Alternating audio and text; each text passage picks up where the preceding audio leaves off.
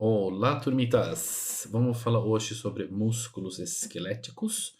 Tem outros tipos de músculos no corpo humano e dos outros bichos também, mas músculos esqueléticos hoje. Essa aqui é uma imagem aqui do Anatomia do Grey. Aqui você vê o peitoral maior, por exemplo, aqui o músculo deltoide, aqui o bíceps do braço, o braquial. E esses músculos, eles ficam aqui no corpo humano para mexer os nossos membros, né? Ele gera movimento. Ele também protege, ele esquenta, ele tem um depósito também de glicogênio, ele tem outras funções, mas a função básica dele é gerar movimento, certo? Então, o que que a gente tem de músculo aqui um pouquinho, né? A gente tem músculos estriado esquelético, que chama, ele é um pouco segmentado assim, né? Vocês conseguem ver, ele é meio reto, né, a linha dele. Ele é voluntário, ele está ligado à nossa consciência, então você é que comanda aí os seus músculos estriados esqueléticos, né? Que é esses músculos que você usa quando você vai na academia, né? Aqui o bíceps do braço, por exemplo. Depois tem outro tipo de músculo que chama estriado cardíaco, que obviamente é o coração, né? Coração é um órgão, obviamente, mas boa parte do coração são essas células estriado cardíacos, né, que faz o bombeamento, né, que faz o coração contrair, né. Inclusive no coração tem esses músculos estriado cardíacos especiais, né, e esse nódulo chama nódulo sinoatrial, e ele gera batimentos cardíacos, ele é especial.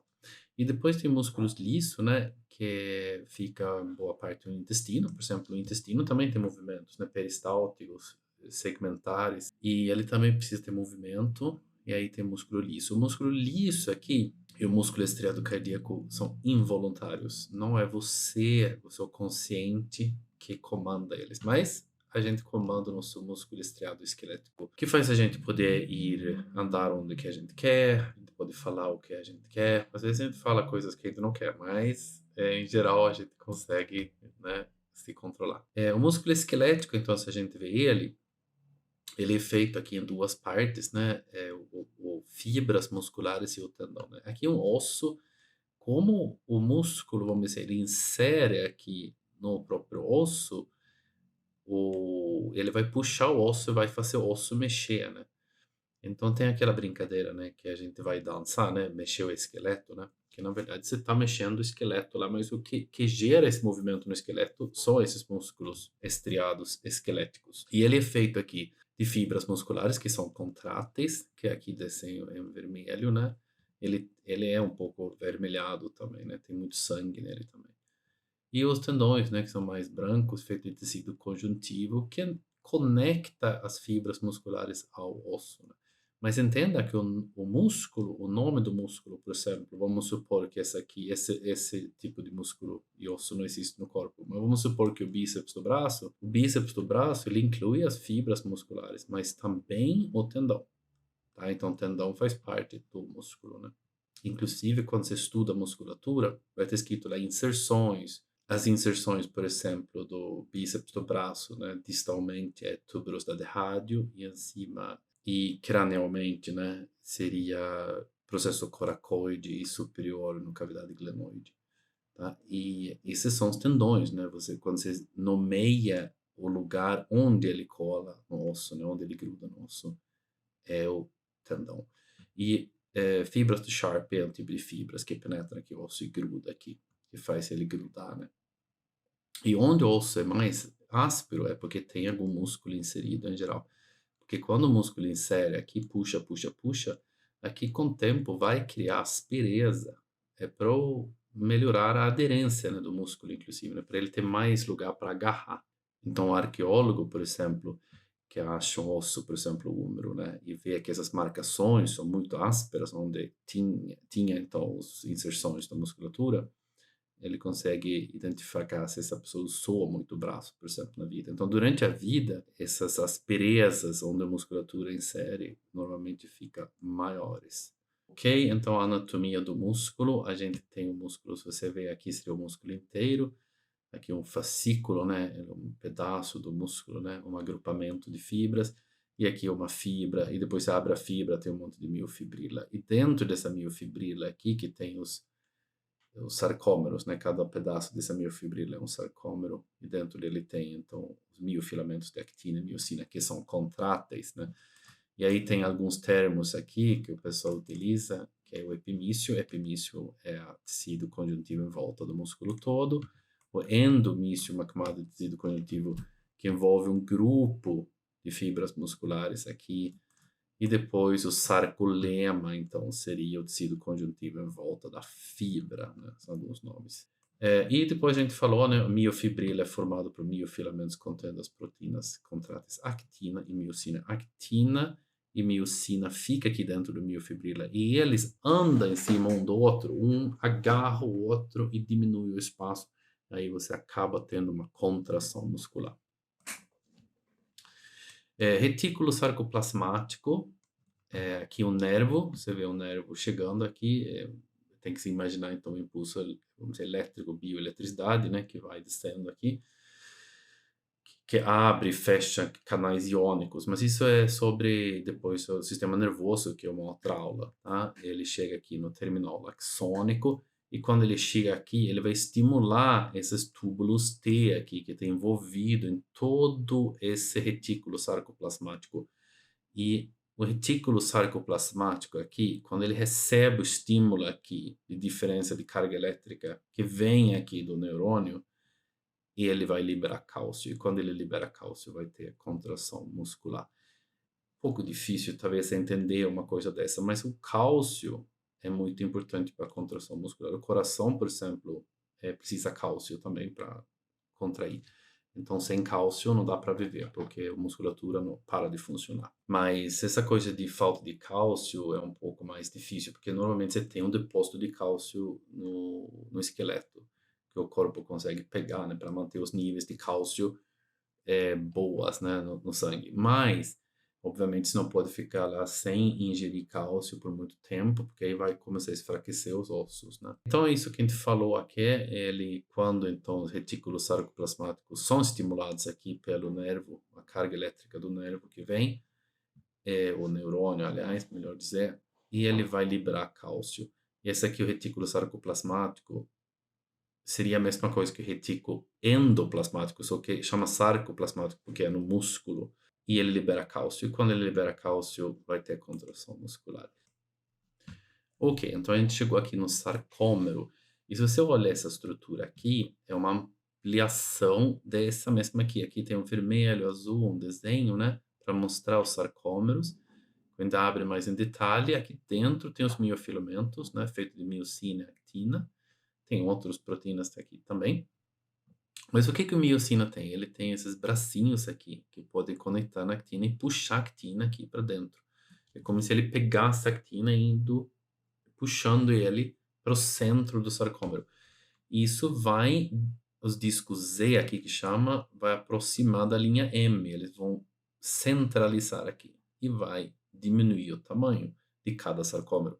Então, se você tem milhares deles, cada um vai diminuir o tamanho, você vai ter uma contração muscular e vai gerar movimento. E é isso que é o movimento muscular. Actina aqui em azul e miocina em vermelho.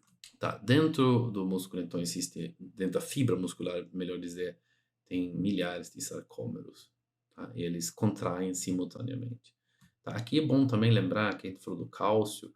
O cálcio, quando o retículo sarcoplasmático libera o cálcio, o que ele faz? O cálcio vai mudar a geometria aqui de duas proteínas, do tropomiosina e troponina, que vai fazer miosina encaixar na actina. Então é como se fosse assim, pensa que tem um bloqueio aqui. Miosina não acha a actina, mas quando vem cálcio, esse bloqueio some e miosina agarra a actina e puxa. Ele precisa ATP para isso também, né? Trifosfato de adenosina, que é a nossa energia no corpo, tá? Mas isso é uma outra aula. Tá? Gravidade, tem que lembrar que caiu maçã, né? Lembra que o Newton, né, disse a lenda que uma maçã caiu da árvore e bateu na cabeça dele e ele inventou, tipo, nossa, deve ser uma coisa chamada gravidade que faz tudo cair. Mas isso é provavelmente uma lenda, mas o Newton, obviamente, foi um grande gênio, né? Ele fez os cálculos matemáticos da gravidade, né? Mas de qualquer forma, no espaço, por exemplo, você boia e não tem gravidade, por exemplo. Na Lua, por exemplo, você viu os astronautas pulando, né, bem alto assim, porque a gravidade é muito menor, né, então não tem tanta força puxando você para baixo. Mas você tem que lembrar que na Terra tem gravidade. Por quê? Porque tem três faces aqui, dois faces, melhor dizer. Tem o concêntrico e excêntrico, que é o seguinte: quando você vai fazer uma força, você só faz uma força muscular contra uma resistência. E a resistência em geral é a gravidade. Então imagina a gravidade aqui puxando o halter para baixo, o seu músculo puxando para cima. É uma luta. Quando ele está concentrando, a actina e a miocina estão se encontrando aqui, que a gente viu, o halter vai subir, porque a força aqui do bíceps do braço é maior do que a gravidade da terra. E aqui o músculo vai devagarzinho relaxar para permitir a gravidade vencer e voltar ao halter. Aqui, pensa bem, que se você sobe um peso, sei lá, 7, 8 quilos, com bíceps do braço, na academia, você não quer relaxar de uma vez só, né? Porque o halter vai descer com tudo e pode machucar o cotovelo, aqui os ligamentos. Então você tem que controlar o movimento na volta. Quem faz isso é o bíceps do braço. O bíceps do braço primeiro sobe, junto com outros músculos, tudo bem. Sobe o movimento concentricamente e depois ele vai devagarzinho relaxando, fibra por fibra, e a gravidade vai vencendo e vai voltar com tranquilidade. No isométrica, a força de concentração do músculo e a força da gravidade igual e fica parado. Não está parado aqui, o músculo está trabalhando aqui dentro, mas aparenta estar parado quando você vê o braço assim no nível macro. Então, fase concêntrica, os miofilamentos se conectam, o músculo aproxima os ossos onde é inserido. Fase excêntrica, os miofilamentos actina e miocina se desconectam e o músculo relaxa. E isso aqui é importante na hora de ir na academia para treinar, porque a gente vai falar de antagonismo daqui um pouco. E os músculos em geral trabalham em pares, né? Um faz movimento e um faz movimento contrário. Mas na Terra você tem uma terceira força que você tem que sempre lembrar, que é a gravidade. É aquilo lá. Se você já subiu o peso aqui, você fez o movimento aqui do bíceps do braço, subiu esse halter. Você não precisa fazer força nenhuma para voltar ao halter. É só relaxar. Ele vai voltar com tudo. Pode até te machucar de tão rápido que volta. Porque tem a gravidade atuando o tempo todo. Então, o músculo ele vai fazer um movimento concêntrico, depois ele vai controlando o movimento na volta, chamado excêntrico. Isométrico, então, é igual força entre a gravidade e a contração muscular. E antagonista e agonista é o seguinte: agonistas são os músculos que fazem o movimento, e os antagonistas são os músculos que fazem o movimento contrário. Então é como se você tivesse o músculo em cada lado, um faz o movimento e um faz o movimento contrário.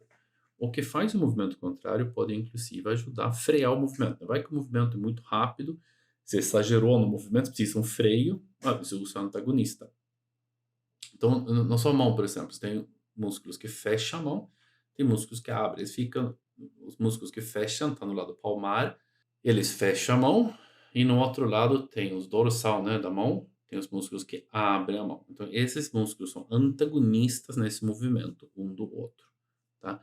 E praticamente o corpo todo tem antagonista, de certa forma. Então, você tem, vamos dizer, posterior da coxa, anterior da coxa, um estende o joelho, outro flexiona o joelho, né? Um músculo faz você subir na ponta do pé, e o outro faz você fazer uma flexão dorsal do pé. Então, sempre tem os dois, né? Sempre tem os dois músculos. Tem vários agonistas, tem vários músculos que fazem o movimento e tem vários antagonistas fazendo o movimento contrário. Não tem problema. Mas você sempre vai ter pelo menos um antagonista aí. Então, se a gente vê esse aqui de antagonismo, se a gente tem o bíceps do braço aqui, você está relaxado e você vê que o cotovelo está estendido aqui, normal. Quando você contrai o bíceps do braço aqui, você vê que o antebraço sobe, porque ele está preso aqui no rádio. Então, os miofilamentos aqui contraíram, aqueles sarcômeros que a gente viu, vai gerar movimento, vai puxar o osso para cima. Agora subiu o antebraço, tá? Se a gente vê de novo, então, a mesma imagem, bíceps do braço relaxado, tríceps do braço também. Tríceps do braço fica aqui atrás essa imagem não é exatamente correta, porque tem uma inserção aqui em cima também, né, na escápula, e o bíceps do braço também está na escápula, na verdade. Mas ok, serve como imagem, assim. Tríceps do braço também está relaxado, ele desce aqui até o olecranon do ulna, então o que acontece? Ele consegue fazer extensão do antebraço, né, extensão do cotovelo. Então, os dois estão relaxados. Mas, quando o bíceps agora, por exemplo, contrai de novo, né? O antebraço vai subir, o tríceps do braço tem que continuar relaxado. Porque se ele também faz força, ele faz o contrário do movimento. Um vai lutar para fazer a flexão do cotovelo e o outro vai lutar para fazer a extensão. Não vai em nenhum lugar. Então, quando o agonista, o músculo que faz o movimento, trabalha, o antagonista tem que relaxar, né? E aqui mostra também o músculo braquial contraído, que tem mais um músculo aqui, chama braquial, tem outros também, que ajuda o bíceps do braço nesse movimento. Então, se a gente fala bíceps do braço e o braquial, eles são os agonistas, eles fazem o movimento em conjunto. O antagonista, nesse caso, é o tríceps do braço. Antigamente, quando você tinha dois músculos assim se ajudando, chamava sinergistas, mas esse é um termo que está meio sumindo assim na anatomia. Se a gente está na posição assim com o braço, agora a gravidade está aqui para baixo, né? Tríceps do braço relaxado, braquial relaxado, bíceps do braço relaxado, tudo relaxado. Quando você estende o cotovelo aqui, a gravidade está puxando aqui para baixo. Então, você fez a face concêntrica do tríceps do braço, contraindo. O antebraço vai subindo, fazendo uma extensão do cotovelo. Mas aqui, o bíceps do braço tem que relaxar. Braquial também. Porque é a mesma coisa.